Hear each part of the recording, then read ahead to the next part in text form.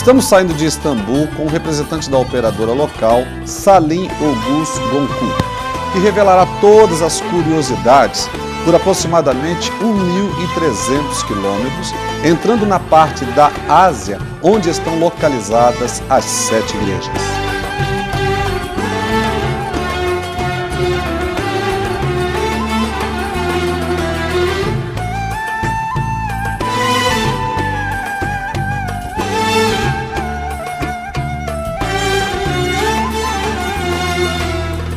Topraktan bedene can veren Allah, bana da. Depois de iniciarmos a viagem de ônibus em direção a Canacal, cruzando de balsa o Mar Egeu em Traica.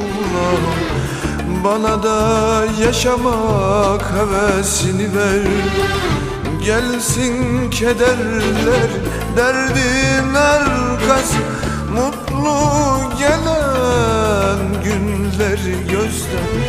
Gelsin kederler, derdin arkası, mutlu gelen günleri göster. Gönlümde keder var terk edilmekten, bir zalimi sevip sevilmemekten.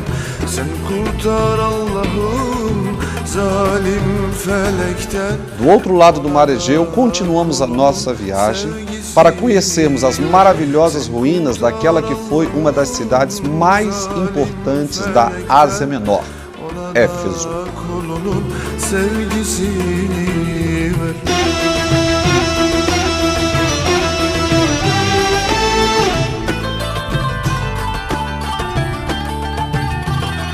Fazendo parte das comemorações dos 14 anos do programa Desafios, a partir deste momento uma matéria especial e inesquecível gravada na Turquia, e escolhemos a cidade de Éfeso, a mais bonita, a mais completa em termos de ruínas, e a partir desse momento nós vamos conversar com o Salim, o nosso guia, e entende tudo sobre este país maravilhoso. Salim, primeiro, uma alegria muito grande. Obrigado pela sua presença no programa Desafios. Muito obrigado, é minha alegria, meu prazer viajar com vocês às 7 igrejas da Turquia. Salim, qual a importância deste contexto bíblico no roteiro turístico da Turquia? É uma contribuição muito importante os grupos que visitam meu país para ver estas 7 igrejas de Apocalipse, pois todas as 7 igrejas estão na Turquia, no território da Turquia, e estas 7 igrejas não ficam longe um do outro, se podem visitar ao cabo de 3 dias. É uma vantagem para os turistas e também para a economia da Turquia. Agora, uma coisa interessante, que nós estamos num país de maioria que são muçulmanos. 98% são muçulmanos, mas não todos são muçulmanos praticantes. Tem várias categorias.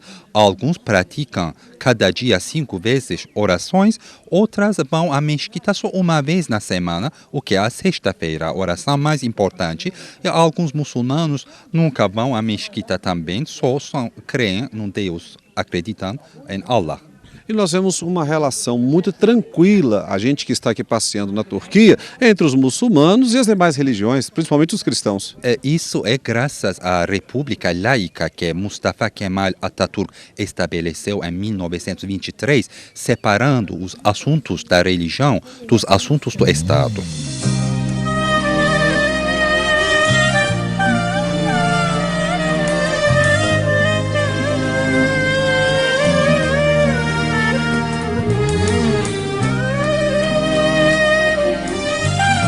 Na verdade, hoje é um momento muito importante para mim, que há 15 anos atrás, uma irmã profetizou que eu estaria pisando nessa cidade santa. Para mim é uma bênção muito grande, é um privilégio maravilhoso, é uma oportunidade que Deus me deu, que eu sou grata a Deus eternamente.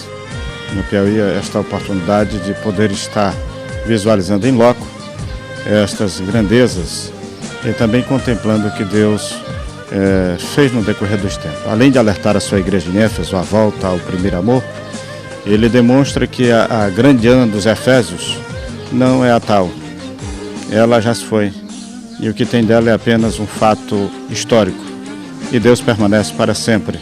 É para nós um privilégio podermos saber que Deus ele continua no controle de todas as coisas e o que ele tem dito, verdade é, pois Ele é fiel e verdadeiro.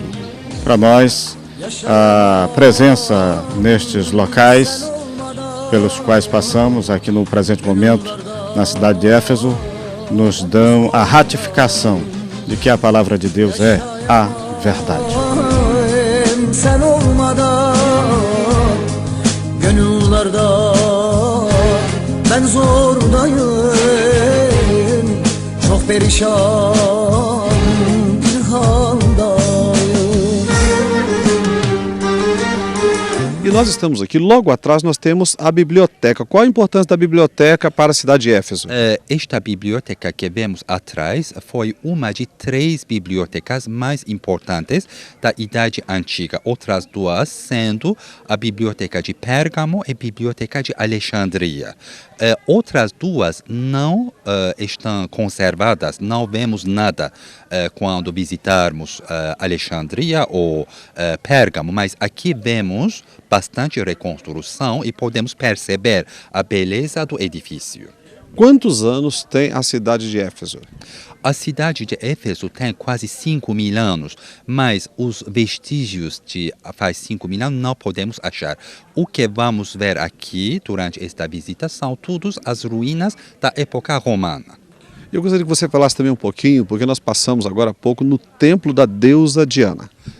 O templo da deusa Diana, infelizmente, não ficou muito só uma coluna, foi uma de 7 maravilhas da antiguidade. E 2 destas 7 maravilhas estão na Turquia, outro sendo o mausoléu de Halikarnasso e outro é o templo de Artemisa em Éfeso. Infelizmente, ficou só uma coluna, pois demais de colunas foram reusadas nas outras construções. Mesmo na Basílica de Santa Sofia em Istambul, podemos ver algumas colunas do templo de Diana de Éfeso. Nós vemos também uma influência muito grande da cultura grega aqui na Turquia. Isso, verdade, a cultura grega, a cultura romana, pois Turquia é uma combinação de várias culturas, é síntese de várias culturas. Cada cultura, cada grupo étnico, religioso achou um lugar nesta combinação. E por esta razão se diz que a Turquia é uma ponte entre Europa e Ásia, não só geograficamente, mas também espiritualmente, psicologicamente, é como um ponto da passagem entre 2 continentes, 2 culturas. Como os muçulmanos veem essa questão das 7 igrejas do Apocalipse que está na Bíblia, na verdade eles usam o Corão. Infelizmente, a maioria dos muçulmanos na Turquia não sabem muito da existência de estas 7 igrejas. Infelizmente, no nosso sistema de educação não se informa muito sobre os muçulmanos, mas temos pessoas que sabem e são mais conscientes sobre o valor histórico e religioso dessas 7 igrejas e valorizamos muito. Adres mi yanlış, bu ne insan seli. Nós acabamos de passar pela biblioteca da cidade de Éfeso e agora o grande teatro, e que foi um dos lugares escolhidos pelo apóstolo Paulo para pregar a palavra de Deus na cidade de Éfeso.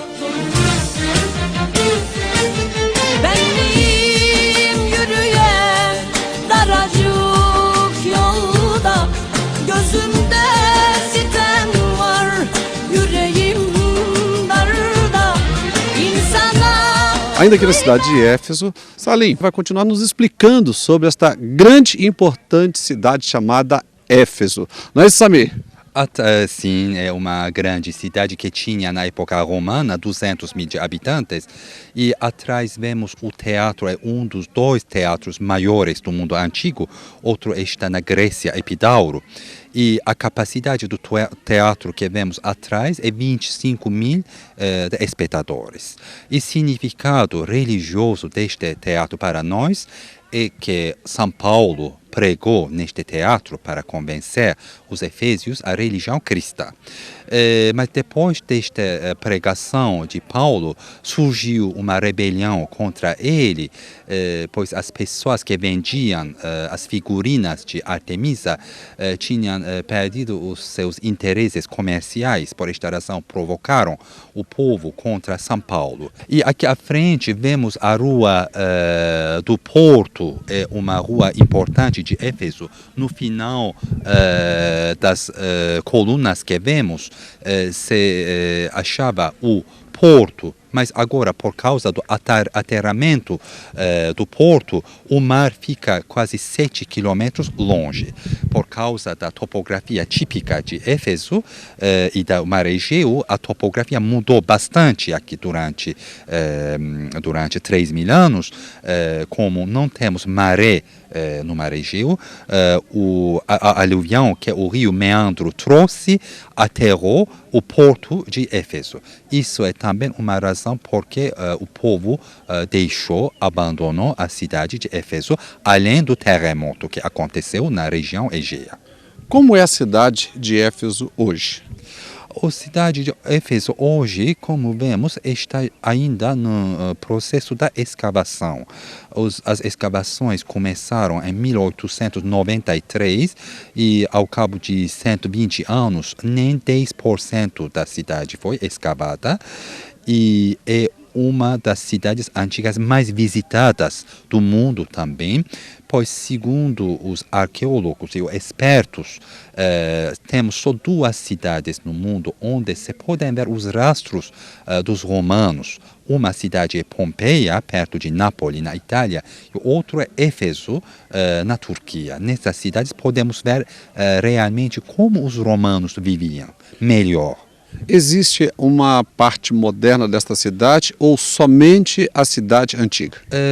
Sim, perto existe uma cidade nova, mas a cidade nova se chama Selçuk. Eles não usam mais o nome Éfeso. Éfeso é o nome mais identificado com essas ruínas. Salim, na nossa frente nós temos aqui umas ruínas de uma igreja muito antiga. Eu gostaria que você explicasse para nós sobre o que são essas ruínas, que igreja era essa no passado. Pois é, uma igreja muito antiga. A importância desta igreja, lá Maria, Virgem Maria, foi proclamada Mãe do Deus no Concílio Ecumênico de Éfeso em 431. Pois neste concílio tinha várias opiniões. Algumas falavam que Maria podia ser a mãe do Cristo humano, mas não pode ser a mãe do Cristo divino. Este grupo foi expulso da igreja e Maria foi proclamada Theotokos, ou Mãe do Deus. E nós vemos que não tem como separar o Cristo da história, não somente, né, da Bíblia, é claro, mas até mesmo daqui da Turquia, da cultura dessa nação. Para os muçulmanos, Cristo é só um profeta, como outros 40 mencionados no Corão. Eles têm a função de trazer a mensagem do Deus aos humanos. Não podem ser o filho do Deus mesmo. Nós vamos continuar passeando, não somente pelas igrejas, mas, é claro, vamos lá em Istambul. Muito obrigado, é meu prazer. Você continua comigo caminhando por este país maravilhoso, a Turquia.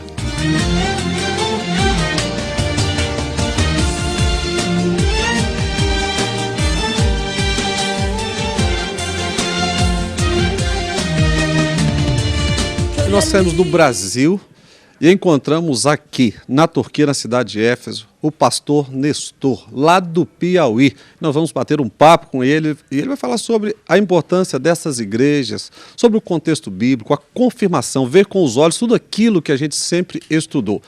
Pastor Nestor, uma alegria estar com o senhor lá do Piauí. Podemos compartilhar junto esse momento? A alegria é minha, muito grande a minha alegria por estar aqui e poder compartilhar com o pastor ali nesse seu programa. Quando nós falamos um pouco de escatologia, que é o fim das coisas, da história da humanidade, nós temos que usar o Apocalipse de verdade. Mas as 7 cartas são as principais. E eu destaquei numa versão que eu tenho, só numa delas, que é na 4ª, é um destaque diferente das outras cartas, onde há um denominador comum, onde Jesus diz assim: eu conheço as tuas obras. Só na quarta é que ele diz assim, eu conheço, mas as outras, ele diz, eu sei as tuas obras, eu sei o teu procedimento.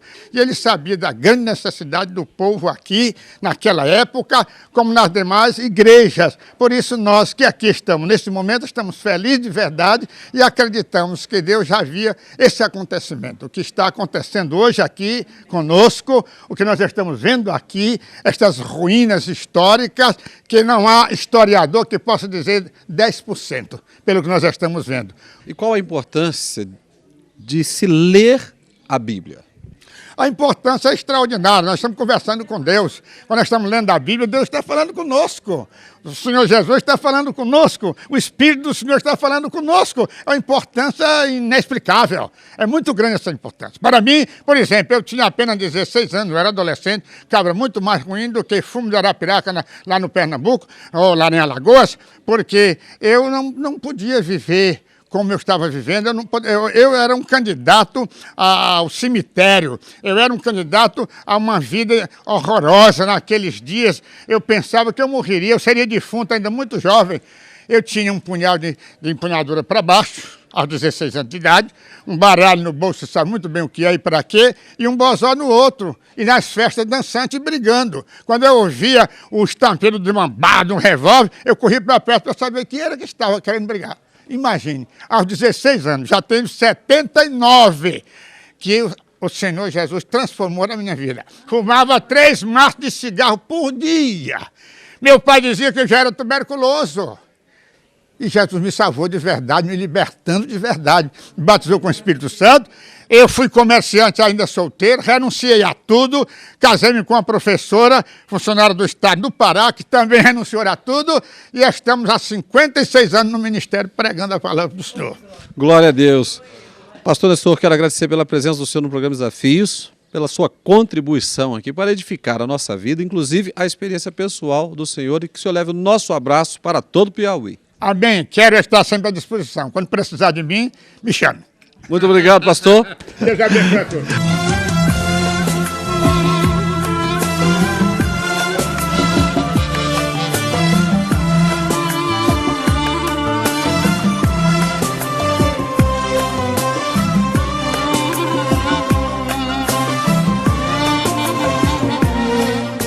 De Éfeso saímos em direção a Pérgamo. Lá visitamos os pontos de interesse da cidade e a Basílica Vermelha. Bırak bizi böyle, bırak böyle kalsın. Ao abrir o livro de Apocalipse, no capítulo 2, a partir do verso 12, você encontra a carta escrita à igreja de Pérgamo que diz assim: ao anjo da igreja em Pérgamo escreva: estas são as palavras daquele que tem a espada afiada de 2 gumes. Sei onde você vive, onde está o trono de Satanás. Contudo, você permanece fiel ao meu nome e não renunciou à sua fé em mim. Nem mesmo quando Antipas, minha fiel testemunha, foi morto nessa cidade onde Satanás habita. Ne zaman gelecek o özgür günlerin, ne zaman bitecek bu deli É aquele que ao 3º dia ressuscitou dentre os mortos e disse: é-me dado todo o poder nos céus e na terra. Nós já podemos glorificar a Deus, porque nós não servimos a um Deus qualquer, não. Nós servimos a um Deus que tem todo o poder nos céus e na terra, tem autoridade para curar, tem autoridade para libertar. Quando ele escreve esta igreja em Pérgamo, ele já inicia dizendo: olha, não adianta querer esconder o pecado. Eu tenho visto o que está acontecendo. O que é santo, o que é pecado ainda é pecado. O nosso Deus ainda é o mesmo ontem, hoje e será eternamente. O que era pecado no passado é pecado hoje e será pecado amanhã, porque a Bíblia diz que o nosso Deus, ele é santo, vencedor de guerra, vencedor de batalha. A Bíblia diz no Antigo Testamento, quando Deus diz assim: eu pelejarei por vós e vos calareis. Eu quero vos convidar a levantar a sua mão ao céu e dar um glória, porque eu quero profetizar em nome de Jesus, que enquanto nós estamos aqui na Turquia, Deus está entrando em peleja no Brasil por tua causa, está abrindo porta, vai resolver questões, vai curar familiar, vai restaurar vida. A peleja é de Cristo, e se a peleja é de Cristo, a vitória é garantida. Vire para quem está ao seu lado e profetize e diga: a vitória é tua no nome de Jesus. Sen kendini